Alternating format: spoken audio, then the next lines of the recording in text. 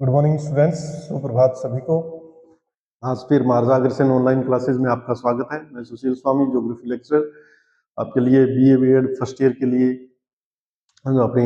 जो physical geography है उसमें हम पढ़ रहे हैं। फिजिकल ज्योग्राफी में हमने जो है कल जिस प्रकार से हमने प्रदूषण के बारे में पढ़ा था, तो प्रदूषण में हमने ये देखा कि भी किसी भी जो यानी कि मानक वस्तु होती है या कोई भी मानक जो तत्व होता है उसमें कोई अमानक सामग्री मिला दी जाती है या उसमें उसकी गुणवत्ता में कमी आ जाती है तो उसे अपने प्रदूषण कहते हैं। जिस प्रकार से हमने जल प्रदूषण के बारे में पढ़ा था, वायु प्रदूषण के बारे में हमने पढ़ा था, भूमि प्रदूषण के बारे में हमने पढ़ा या ध्वनि प्रदूषण के बारे में हमने पढ़ा। तो ये सारे जो वायुमंडल में जो परिवर्तन होते हैं उन परिवर्तनों के कारण जो है सभी वस्तुएं प्रभावित होती है। जिस प्रकार से अपने कह सकते हैं मानव वर्ग भी प्रभावित होता है, जीव जंतु भी प्रभावित होते हैं या वनस्पति वर्ग भी जो है उससे प्रदूषण से प्रभावित होता है। और ये जो प्रदूषण है लगातार इनके बढ़ते जा रहे हैं। कहने का मतलब प्राकृतिक कारकों से भी प्रदूषण होते हैं और मानव निर्मित या कृत्रिम कारकों से भी प्रदूषण होते हैं। तो इन प्रदूषणों को हमने यानी कि जिस प्रकार से नियंत्रण के उपाय भी हमने पढ़े थे, जल प्रदूषण को नियंत्रण करने के उपाय जिस प्रकार से, या वायु प्रदूषण को नियंत्रण करने के उपाय, या हमने जो है भूमि प्रदूषण को नियंत्रण के उपाय या ध्वनि प्रदूषण को नियंत्रण के उपाय भी हमने पढ़े थे। तो इस प्रकार से प्रदूषण के बारे में जो है हमने पढ़ा कि भी प्रदूषण जो होता है वर्तमान रूप से सर्वाधिक जो है प्रदूषण फैलता जा रहा है। जिस प्रकार से अगर अपने देखें जो अपना राजधानी दिल्ली है, तो राजधानी दिल्ली में जो है सबसे ज्यादा प्रदूषण हो रहा है वर्तमान समय में। कहने का मतलब वहां पर यानी कि सांस लेना भी बहुत मुश्किल हो रहा है। तो इस प्रकार का जो प्रदूषण है वो प्रदूषण एक तो मुख्य कारण ये भी हो गया उसका कि जैसे जैसे हम वन काटते जा रहे हैं या वन संपदा नष्ट करते जा रहे हैं, उस वन संपदा के नष्ट होने के कारण भी ये प्रदूषण बढ़ रहे हैं। क्योंकि वन संपदा जो होती है वो प्रदूषण को, या वृक्ष जो होते हैं या पेड़ पौधे जो होते हैं, वो चाहे किसी भी प्रकार का प्रदूषण हो उस प्रदूषण को वो जो है अपने ये मान सकते हैं कम कर देती है। इसी प्रकार से क्योंकि ये जो है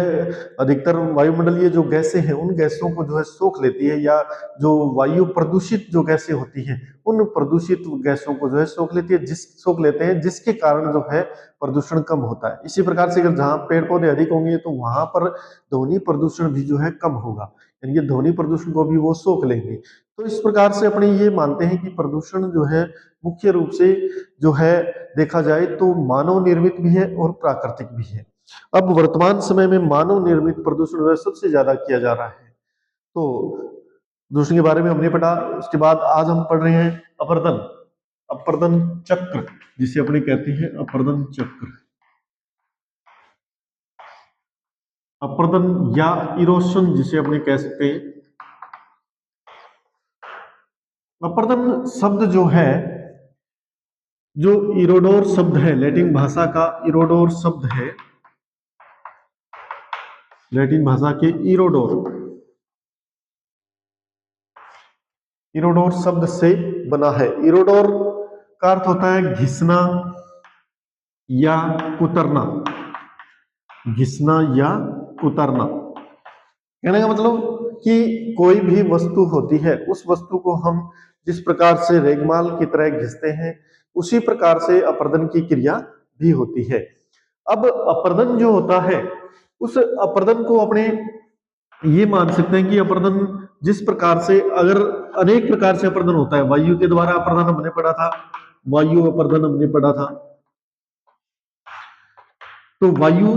तीव्र वायु चलती है तो उसके कारण जो है जो चट्टानें होती हैं, जो स्थलीय भाग होते हैं, उन पर जो है उत्पाटन की क्रियाएं होती है और उसके कारण जो है अपर्दन होता रहता है। अब हम देखते हैं कि अपर्दन जो है मुख्य रूप से, अगर अपर्दन को देखा जाए तो अपर्दन के प्रकार अगर अपने देखें, अपर्दन के प्रकार अगर अपने देखें तो मुख्य रूप से जिस प्रकार से अपघर्षण की क्रिया है, अपघर्षण है, सन्नी घर्षण है, सन्नी घर्षण है, या अपवाहन है, अपवाहन है, गुहिकायन है, गुहिकायन, उत्पाटन है।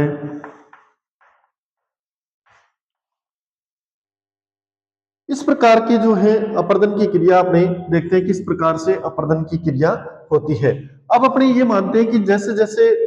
कोई भी यानी कि जल है, अब जल नदी का जल है या वर्षा का जल है, वर्षा जल या नदी जल या नदी का जल या नदी का जल, नदी का जल जब ये यानी कि प्रवाहित होते हैं, जब नदी का जल या वर्षा का जल प्रवाहित होता है, तो जैसे जैसे ये जिस क्षेत्र में प्रवाहित होते जाते हैं तो वहां पर अपने देखते हैं चट्टानीय भाग वहां पर आते हैं, चट्टानीय भाग, चट्टानीय भाग या स्थलीय भाग अपने कह सकते हैं, स्थल स्थल भाग आते हैं, या हम कह सकते हैं कि पर्वतीय भाग आते हैं, पर्वतीय भाग, चट्टानीय भाग, या अपने कह सकते हैं पठारीय भाग। ये सारे जो है यानी कि नदी के जल के, जब नदी प्रवाहित होती है तो उसके सामने या उसकी अपने मार्ग में आते हैं तो उसको जो है वो इन सभी को जो है अपर्दित करती रहती है, अपर्दित, अपर्दित। अपर्दन का मतलब ये हो गया कि भी जो स्थलीय भाग है या जो चट्टानीय भाग है उस चट्टानीय भाग को काटती छांटती रहती है, और जैसे जैसे यानी कि बार बार वहां से गुजरती है तो उन चट्टानों को ये वो चिकना बना देती है, या उसे जो है घिस देती है, या उसे अंतिम समय में जो है अपने ये मान सकते हैं समतल मैदान में परिवर्तित कर देती है। अब जिस प्रकार से अपने कहते हैं अपघर्षण की क्रिया है, तो अपघर्षण की क्रिया जब नदी इस यानी कि चट्टानीय भागों से या स्थलीय भागों से होकर गुजरेगी तो उसके कारण जो है चट्टान या जो नदी का जल जो है उन चट्टानों को, या अपने ये कह सकते हैं उन जो स्थलीय भाग जो ऊंचे उठे भाग है उन ऊंचे उठे भागों को धीरे धीरे जो है वो काटती रहती है, उसको घर्षण करती रहती है उस पर। अब सन्नी घर्षण की क्रिया में अपने देखते हैं कि जब नदी का जल प्रवाहित होता है तो अपने साथ विभिन्न प्रकार के कंकड़ पत्थर भी लेकर चलता है। जब कंकड़ पत्थर आपस में जल के वेग के साथ वो टकराते जाते हैं, जल के वेग के साथ जब टकराते हैं तो उसके कारण उनमें भी जो है घर्षण होता रहता है, और उस घर्षण के कारण जो है वो कंकड़ पत्थर धीरे धीरे जो छोटे होते जाते हैं। तो इस प्रकार की जो क्रिया होती है वो सन्नी घर्षण की क्रिया कहलाती है। अब कई बार अपने देखते हैं कि भी कई बार हमने देखते हैं जब नदी का वेग कम हो जाता है या नदी में पानी कम हो जाता है, उस समय हम जब उसकी तलहटी में देखते हैं तो छोटे छोटे गोल कंकड़ अपने को दिखाई देते हैं, गोल पत्थर दिखाई देते हैं। ये गोल पत्थर किस कारण से गोल हुए हैं? नदी के जल के साथ जब यानी कि ये प्रवाहित होते हैं तो अपने एक दूसरे के साथ ये रगड़ते रहते हैं और उसके कारण ये गोल हो जाते हैं। यानी हालांकि जब जहां से नदी प्रारंभ होती है वहां से जो है ये बहुत बड़े पत्थर के रूप में चलते हैं, लेकिन धीरे धीरे जो है ये छोटे होते जाते हैं, तो उनमें जो है सन्नी घर्षण की क्रिया होती रहती है। अपवाहन का मतलब ये हो गया कि अपवाहन जब नदी के जल के मार्ग में यानी ये बहुत बड़े पत्थर आ जाते हैं या बहुत बड़ी चट्टानीय संरचनाएं आती है तो उसको जो है अपने साथ अपवाहित करती रहती है। बड़े बड़े चट्टानीय खंड हो गए, बड़े बड़े पर्वतीय खंड हो गए, या बड़े बड़े पठारीय खंड हो गए, उनको जो है अपने साथ अपवाहित करती रहती है, और जिसे अपवाहन की क्रिया कहते हैं। कहने का मतलब कि उसे अपने साथ बहा कर ले जाती है, और ये क्रिया जो कहलाती है ये अपवाहन की क्रिया कहलाती है। अगला हम देखते हैं गुहिकायन। गुहिकायन में क्या होता है कि नदी का जल जब प्रवाहित होता है, यानी कि नदी का जल हमने ये पढ़ लिया कि भी कंकड़ पत्थर उसमें प्रवाहित होते हैं साथ में, और जैसे नदी के तल, जो नदी का जो तल है उस नदी के तल में जो है ये कंकड़ पत्थर जो है इनके छिद्र कर देते हैं या सरंद्र कर देते हैं उसको। तो सरंद्र करने के कारण या छिद्र करने के कारण उसे जो है अपने गुहिकायन की क्रिया कहते हैं, या वहां पर जो है ये अपने ये मान सकते हैं कि उस क्षेत्र में जो है ये छोटे छोटे छिद्र बना देती है या तल के ऊपर जो है गहरे गड्ढे बना देती है। इस कारण इस प्रक्रिया को जो है अपने गुहिकायन की प्रक्रिया कहा जाता है। इसके बाद हम देखते हैं उत्पाटन की क्रिया, जिसे अपने प्लकिंग कहते हैं। प्लकिंग, प्लकिंग से मतलब ये हो गया कि भी इनकी कोई भी नदी जब प्रवाहित होती है, जब चट्टानीय संरचनाओं से जब जल प्रवाहित होता है इस प्रकार से, तो ये जहां पर इनके कमजोर चट्टाने होती है जिन क्षेत्रों में, या नरम चट्टाने होती है, उन नरम चट्टाने जो होती है उनसे उखड़ती रहती है, इस प्रकार से उखड़ जाती है, उखड़ती रहती हैं और उखड़ कर जो है नदी के जल के साथ जो है प्रवाहित हो जाती है। तो उन चट्टानों का उखड़ना जो होता है वो उत्पाटन की क्रिया कहलाती है। जब नदी का मार्ग यानी कि नदी मार्ग में ये चट्टानें आती है और नदी का वेग अत्यधिक तीव्र होता है या उबड़ खाबड़ धरातल होता है, तो वहां पर जो है उत्पाटन की क्रिया भी अधिक होती है। तो उत्पाटन की क्रिया में जो है चट्टानें उखड़ती रहती है और चट्टानें उखड़ कर जो है नदी के जल के साथ जो है प्रवाहित होती रहती है, जिसे अपने उत्पाटन की क्रिया कहते हैं। तो इस प्रकार से जो है हम देखते हैं कि भी चट्टानों में जो है अपर्दन की क्रिया होती है, या अपने कह सकते हैं नदी के जल के द्वारा या वर्षा के द्वारा द्वारा जो है अपर्दन की क्रिया होती है। अब अपर्दन जब होता है तो अपर्दन के अनेक कारक हैं। अपर्दन के प्रभावित करने वाले कारक अपने कह सकते हैं, अपर्दन को प्रभावित करने वाले कारक, प्रभावित करने वाले कारक,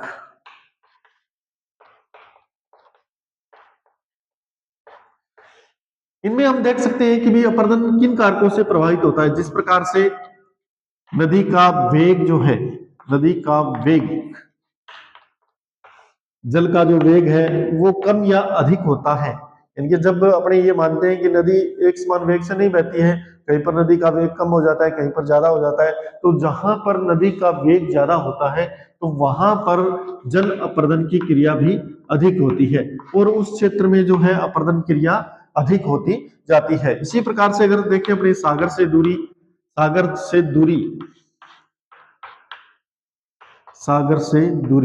अब सागर से अगर निकटता है, सागर तटीय क्षेत्र से दूरी होती है, तो वहां पर अपर्दन क्रिया जो है कम होती है। इनके जैसे तटीय भाग होते हैं वो सागरीय लहरों के कारण जो है अपरदित होते रहते हैं। और जिस प्रकार से नदी जब प्रवाहित होती है और नदी जब सागर में अपना जल डालती है, तो सागर में जल डालने के कारण जो तटीय भाग होते हैं उन तटीय भागों में अपर्दन की क्रिया भी अधिक होती है, क्योंकि वहां पर यानी कि अचानक से जल डाला जाता है और उसके कारण जो है अपर्दन की क्रिया भी अधिक होती है। तो सागर से दूरी भी जो है उसको प्रभावित करती है। इसी प्रकार से जल की मात्रा व स्वभाव, कहने का मतलब कि जल की मात्रा कम होती है। कई ऐसे यानी कि नदियां होती हैं, कई ऐसे क्षेत्र होते हैं जहां पर नदियों में जल की मात्रा कम हो जाती है, तो जल की मात्रा भी जो है इसको प्रभावित करती है कि भी किस प्रकार से जो है जैसे जैसे जल की मात्रा कम होगी उसके कारण अपर्दन की क्रिया भी कम होगी, क्योंकि कम जो है यानी कि उसका वेग भी कम होगा और वेग कम होगा तो उसके कारण जो है अपर्दन की मात्रा भी कम होती रहेगी। तो इस प्रकार से जल की मात्रा और उसका स्वभाव से मतलब कि उसमें जो है किस प्रकार के जल है, उसमें जो अगर अपने ये मान सकते हैं किस प्रकार के लवण पाए जाते हैं, किस प्रकार की जो संरचना उसकी है, तो ये संरचना उसको जो है प्रभावित करती है। इसी प्रकार से अगर अपने देखें कि जो धरातल है या स्थल की संरचना कैसी है, स्थल की संरचना से अपने ये कह सकते हैं कि भी जिसमें अपने ये कह सकते हैं कि चट्टाने किस प्रकार की है, वहां पर चट्टाने जो है नरम है या कठोर चट्टाने हैं। अब जब नदी के मार्ग में कुछ ऐसी चट्टाने भी होती हैं जो अत्यधिक कमजोर चट्टाने होती हैं या अपने ये कह सकते हैं उन कमजोर चट्टानों में जो है अपर्दन की क्रिया अधिक होती है, क्योंकि कमजोर चट्टानें जो होती है अधिक यानी कि अपर्दित होती हैं। कहने का मतलब कमजोर चट्टानों में अपर्दन की क्रिया अधिक होती है, क्योंकि कमजोर चट्टान जैसे ही नदी का जल वहां से प्रवाहित होगा तो वो चट्टानें जो है उसके साथ यानी कि प्रवाहित हो जाएंगी। इसी प्रकार से अगर देखा जाए जहां पर कठोर चट्टानें पाई जाती है, अत्यधिक कठोर चट्टानें होती है, तो वहां पर इस प्रकार के अपर्दन की क्रिया भी कम होती है। तो अपने ये कह सकते हैं कि स्थल की संरचना जो है अपर्दन को प्रभावित करती है और अपर्दन की मात्रा इससे जो है कम या अधिक होती है। किस कारण से कम या अधिक होती है कि भी उस स्थल की संरचना कैसी है। जिस प्रकार से अगर अपने ये माने कि भी अगर किसी क्षेत्र में चूने की चट्टानें आती हैं या चूना मिश्रित जो है स्थलीय भाग होता है, तो वहां पर अपर्दन की क्रिया अधिक होगी, क्योंकि चूने में जो है रासायनिक क्रिया भी अधिक होती है, उसमें अपने ये मानते हैं कि रासायनिक क्रिया के साथ साथ जो है अपने ये भी माना जाता है कि भी उसमें जो है उत्पादन की क्रिया भी उसमें अधिक होती है, क्योंकि कमजोर चट्टान होती है इसलिए रासायनिक क्रिया या जल जो है उसको घुलाकर अपने साथ ले जाता है। इसी प्रकार से उत्पादन की क्रिया भी उसमें अधिक होती है, क्योंकि उसमें जो है यानी कि चट्टानों का जो संरचना होती है, जो चट्टानों की संधियां होती हैं, वो संधियां जल्दी टूट जाती हैं। इस कारण जो है यहाँ पर यानी कि अपने ये कह सकते हैं कि भी चट्टानें जो कमजोर होती है वहां पर अपर्दन की क्रिया अधिक होती है। अगर चट्टानें कठोर होती हैं तो उन चट्टानों में जो है अपर्दन कम होता है, उनको यानी कि ऊपर से वो घिसती रहती है, चिकनी होती रहती है, लेकिन वो जो है टूटती फूटती बहुत ही कम है, या उनमें अपने जो ये कह सकते हैं विघटन या वियोजन की मात्रा जो है कम होती है, जिसके कारण जो है चट्टानों में अपर्दन की मात्रा भी कम होती है। तो इस प्रकार से इन क्रियाओं के द्वारा जो है चट्टानों के अपर्दन को ये प्रभावित करती है। दूसरा अपने देखते हैं कि भी यानी कि जल का भार या दबाव, अपने कह सकते हैं दबाव, जल का भार या दबाव। कुछ ऐसे स्थान होते हैं जहां पर जल का भार या दबाव जो होता है वो बहुत कम होता है, या अपने ये कह सकते हैं कि जल का दबाव भी जो है उस यानी कि अपर्दन की क्रिया को प्रभावित करता है, या अपर्दन की क्रिया जो है उससे प्रभावित होती है। तो अपने ये कह सकते हैं कि अपर्दन की क्रिया मुख्य रूप से अगर देखा जाए तो इन सभी कारकों पर प्रभावित करती है। जिस प्रकार से जल का भार है या दबाव है, जल की मात्रा व स्वभाव है, स्थल की संरचना है, या अपने कह सकते हैं कि नदी के जल का वेग है, ये सारी चीजें जो है इसको प्रभावित करती हैं, इसको अपर्दन क्रिया को प्रभावित करती हैं। अब अपर्दन क्रिया उन स्थानों पर, या अपने ये कह सकते हैं कि भी अपर्दन क्रिया जो होती है, अपर्दन को मुख्य रूप से ढाल या उसका स्वभाव भी उसको प्रभावित करता है। ढाल या स्वभाव कहने का मतलब अगर यानी कि ढाल अधिक है तो उसके कारण नदी के जल का वेग अधिक हो जाएगा, और उस ढाल या स्लोप पर जो है अपर्दन की क्रिया भी अधिक होगी। अगर समतल मैदानी क्षेत्र है तो वहां पर हम देखते हैं कि अपर्दन क्रिया जो है वहां पर कम होती है, या अपने कह सकते हैं ढाल रूपी जो क्षेत्र होता है वहां पर अपर्दन की क्रिया अधिक होती है। यही कारण है कि पर्वतीय भागों के जो ढाल है या पर्वतीय भागों पर जो है संरचना जो होती है वहां पर अपर्दन की क्रिया अधिक होती है बजाय पठारीय भागों के, क्योंकि उनमें जो है अगर देखा जाए साथ में तो तीव्र वेग हो जाता है, साथ में जल का प्रभाव उस पर पड़ता है, और उसके कारण जो है चट्टानें जो है अपर्दित होती रहती है। तो अपर्दन क्रिया जो है अपने ये कह सकते हैं कि इन सभी कारकों द्वारा प्रभावित होती है। अब अपने देखते हैं कि भी अपर्दन क्रिया जो होती है उस अपर्दन क्रिया में अपर्दन का नियम अगर अपने देखें, अपर्दन का नियम अगर अपने देखें, अपर्दन नियम अगर अपने देखें तो अपर्दन जो है माना जाता है कि अपर्दन उत्थान जब होता है यानी कि उत्थान प्रारंभ हो जाता है और अपर्दन उसके साथ कम मात्रा में यानी कि प्रारंभ होता है, और जब उत्थान पूर्ण रूप से समाप्त हो जाता है, उत्थान होना यानी कोई भी स्थलीय भाग है, जब उस स्थलीय भाग में उत्थान अत्यधिक आ जाता है या अपने कह सकते हैं उत्थान अधिक हो जाता है, तो उस उत्थान के कारण जो है अपने ये कह सकते हैं कि अपर्दन की क्रिया जो होती है वो उत्थान के साथ तो होती है, लेकिन यानी कि जैसे जैसे यानी कि उत्थान होता है अपने ये मानते हैं कि भी दोनों ही प्रक्रिया एक साथ चलती है, लेकिन अपर्दन जो है उत्थान की बजाय जो है कम होता है, उत्थान तीव्र गति से होता है और अपर्दन की क्रिया जो है कम गति से होती है। लेकिन जैसे ही उत्थान पूर्ण हो जाता है, उत्थान की क्रिया या ऊपर उठने की क्रिया, कोई भी धरातलीय भाग है उसके ऊपर उठने की क्रिया पूर्ण हो जाती है, तो उसके बाद में जो है अपने ये कह सकते हैं कि अपर्दन की क्रिया तीव्र गति से होती है। अपर्दन की क्रिया तीव्र गति से होती है, जैसे ही जल इसके ऊपर से प्रवाहित होता है तो उसके कारण जो है धीरे धीरे जो है ये भाग जो है एक यानी कि अपने कह सकते हैं कि उसके कारण जो है समतल मैदानी भागों में परिवर्तित हो जाता है, क्योंकि जैसे जैसे उत्थान होता है अपने ये मानते हैं कि विभिन्न प्रकार की जो आंतरिक क्रियाएं हैं उन आंतरिक क्रियाओं के कारण या वलन के क्रिया के कारण या भ्रसन की क्रिया के कारण जो है यानी धरातलीय क्षेत्र में उत्थान की प्रक्रिया होती है। जिस प्रकार से ये मानते हैं अपने कि जब यानी उत्थान की प्रक्रिया होती है तो इसे एक अपर्दन चक्र के रूप में ये जानी जाती है। अपर्दन चक्र, अपर्दन चक्र के रूप में या इरोशन साइकिल जिसे अपने कह सकते हैं, इरोशन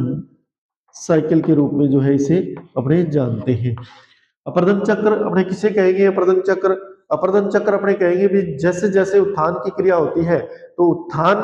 जब समाप्त हो जाता है तो अपर्दन चक्र जो है, अपर्दन की क्रिया भी प्रारंभ हो जाती है। अब जैसे जैसे अपर्दन की क्रिया प्रारंभ होती है, अब अपने ये मानते हैं कि जिस प्रकार से ये कोई स्थलीय भाग है, यहां पर सागरीय भाग पाया गया, मान लो यहां पर सागरीय भाग है। अब जो उत्थान हुआ यहाँ पर, ये जो भाग है, ये जो पर्वतीय भाग है, ये जो पर्वतीय संरचनाएं हैं, इन पर्वतीय संरचनाओं पर जैसे ही जो है नदी का जल प्रवाहित होता है, नदी का जल प्रवाहित होता है, तो वो जो है इस पूरे के पूरे मलबा पदार्थ को जो है यहाँ पर डालती रहती है। यहाँ पर मलबा पदार्थ आता रहता है और इसको जो है अपर्दन की क्रिया ये करती रहती है। इस अपर्दन की क्रिया के कारण जो है ये मलबा पदार्थ यहाँ आता जाता है और जैसे जैसे मलबा पदार्थ यहाँ इकट्ठा होता जाता है तो मलबे के अधिक मात्रा में इकट्ठे होने के कारण जो है ये भाग तो इनके समतल हो जाता है और यहाँ पर जो है मलबा, अत्यधिक मलबा जो है संग्रहित हो जाता है और इस अत्यधिक मलबे के संग्रहित होने के कारण जब इस पर इनके धातलीय भाग पर दबाव पड़ता है या समुद्र की तली पर दबाव पड़ता है तो उसके कारण जो है निकटवर्ती भाग जो है अपने ये कह सकते हैं कि उत्थान की प्रक्रिया, निकटवर्ती भागों में जो उत्थान की प्रक्रिया होना स्टार्ट हो जाती है, जिसे अपने वलन की क्रिया कहते हैं। और इस इनके वलन के कारण जो है उत्थान की क्रिया होती है, कोई भी स्थलीय भाग ऊपर उठना प्रारंभ हो जाता है। तो इस प्रकार की क्रिया जो होती है वो उसे अपने अपर्दन चक्र की क्रिया कहते हैं। और फिर जो है जो बाहरी वातावरण के जो कारक हैं या जिसे अपने कह सकते हैं जैसे वायु है या जल है या अपने कह सकते हैं कि टेम्परेचर है, तो इनके कारण जो है ये वापिस जो है अपर्दित होकर जो है फिर महासागरों में लाए जाते हैं और फिर जो है मलबा पदार्थ इकट्ठा होकर जो है फिर जो है उसको अपर्दन की क्रिया होती रहती है। तो इस प्रकार की क्रिया जो होती है इसे अपने अपर्दन चक्र कहते हैं। अपर्दन चक्र की अगर अपने देखें, अपर्दन चक्र जो होता है उसमें यानी कि डेविस ने अपना एक सिद्धांत दिया था। डेविस का सिद्धांत अपर्दन चक्र का अगर अपने देखें तो जिस प्रकार से डेविस की धारणा अगर देखी जाए, डेविस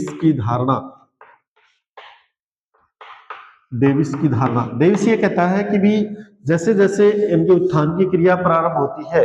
वैसे वैसे कुछ मात्रा में अपर्दन साथ साथ उसके प्रारंभ हो जाता है, लेकिन जब उत्थान पूर्ण हो जाता है किसी भी स्थलीय भाग का तो उसके बाद में अपर्दन जो है, अपर्दन की क्रिया तीव्र गति से होती है। जिस प्रकार से नदी का जल जब इन यानी के क्षेत्रों से गुजरता है तो उसके कारण अपर्दन चक्र प्रारंभ हो जाता है और अपर्दन चक्र जो है जब समाप्त हो जाता है तो पूर्ण रूप से उस क्षेत्र को जो है एक प्लेन के रूप में या अपने कह सकते हैं एक जो है मैदान के रूप में उसको निर्मित कर देते हैं। और मैदान के रूप में निर्मित करने के बाद में जो है जैसे ही वो भाग वहां से हट जाता है वो क्षेत्र, तो वो मलबा पदार्थ के रूप में जो है सागरों में जमा कर दिया जाता है। तो इस प्रकार से अपर्दन की क्रिया जो होती है वो अपर्दन की क्रिया होती रहती है। अब डेविस ये कहता है कि इनके अपर्दन चक्र में जिस प्रकार से कोई भी नदी जब अपर्दन की क्रिया करती है तो उसमें 3 प्रकार की जो है अवस्थाएं पाई जाती है। 3 अवस्थाएं उसमें उसने बताई है। कौन कौन सी अवस्थाएं बताई है अपने देखते हैं कि जिस प्रकार से तरुणा अवस्था,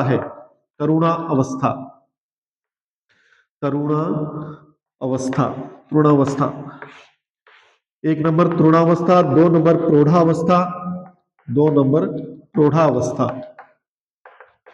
और 3 नंबर है जीर्णावस्था।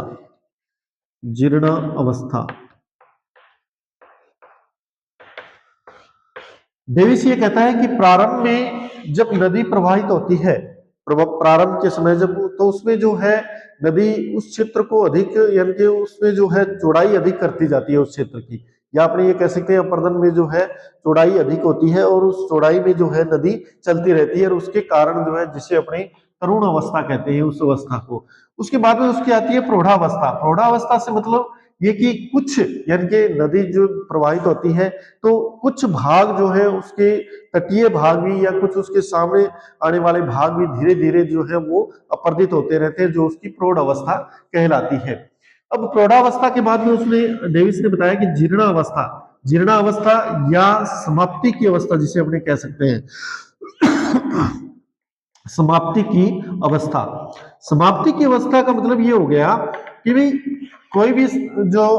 भाग है, कोई भी स्थलीय भाग है या जो भाग अपर्दित किया जा रहा है उस अपर्दित भाग पर जो है अपने ये कह सकते हैं कि उसमें यदि ये कटी फटी संरचनाएं वहां पर बची रह जाती है और धीरे धीरे वो भी जो है जीर्ण हो जाते हैं। जिस प्रकार से मनुष्य की अवस्थाएं होती है उसी प्रकार से इस नदी क्रम की या प्रदन क्रम की जो है अवस्थाएं पाई जाती है। तृणावस्था, प्रौढ़ावस्था, जीर्णावस्था, ये सारी जो है इनके एक अवस्थाओं के रूप में कार्य करती है। जीर्णावस्था जब आ जाती है नदी क्रम की तो उस समय ये माना जाता है कि वहां का स्थलीय भाग जो है पूर्ण रूप से जो है कट फट गया है, या वहां पर जो है अपने ये कह सकते हैं एक मैदान की रचना वो कर देते हैं, जिसे अपने जीर्णावस्था की अवस्था कहा जाता है। और जीर्णावस्था एक अपने कह सकते हैं नदी क्रम की जो है लास्ट की अवस्था या समाप्ति की अवस्था होती है, या अंतिम अवस्था जिसे अपने कह सकते हैं अंतिम अवस्था वो कहलाती है। तो इस प्रकार से इनके यहाँ का जो क्षेत्र होता है जीर्णावस्था में, तो ये जलोढ़ मैदान का निर्माण कर देती है। उसके बाद में नदी क्या करती है, वहां पर जलोढ़ मैदानों का निर्माण कर देती है, जिसे अपने इनके डेविस ने जिसे जो है पेनी प्लेन नाम दिया था। तो इस प्रकार से जो है इनकी नदी जो है अपना अपर्दन का कार्य करती है। और जो डेविस के अनुसार जो है, डेविस के अनुसार अगर देखा जाए तो उसे जो है तृणावस्था, प्रौढ़ावस्था और जीर्णावस्था में अपने जो है उसको वर्गीकृत कर सकते हैं। तो अपर्दन जो होता है उस अपर्दन में अगर देखा जाए तो अपर्दन में जो है नदी का जल मुख्य रूप से कार्य करता है। नदी का जल मुख्य रूप से कार्य करता है, या जिसे अपने कह सकते हैं कारक जो होता है वो नदी का जल इसमें होता है। और नदी का जल जहां जहां जिस दिशा में प्रवाहित होता है, जिस क्षेत्र में प्रवाहित होता है, उसके सामने अगर मार्ग में चट्टानें आती है तो उन चट्टानों को वो जो है टूटता या तोड़ता रहता है, या उनको जो है फोड़ता रहता है, जिसके कारण जो है अपर्दन की क्रिया जो है सर्वाधिक होती है। और अपर्दन का मलबा पदार्थ धीरे धीरे जो है सागरों में या महासागरों में लाकर जमा कर दिया जाता है। और उसमें जमा करने के बाद में जो है वहां पर फिर जो है अपर्दन चक्र प्रारंभ हो जाता है। अपर्दन चक्र से मतलब कि किसी एक विशेष स्थान पर उत्थान की क्रिया प्रारंभ हो जाती है, और उत्थान की क्रिया प्रारंभ होने के बाद में जैसे ही वहां पर उत्थान पूर्ण हो जाता है तो उसके पश्चात जो है फिर अपर्दन नदी अपर्दन का कार्य स्टार्ट कर देती है। इसे जो है अपने अपर्दन चक्र कहते हैं, एरोशन साइकिल इसे कहा जाता है। तो धन्यवाद स्टूडेंट्स।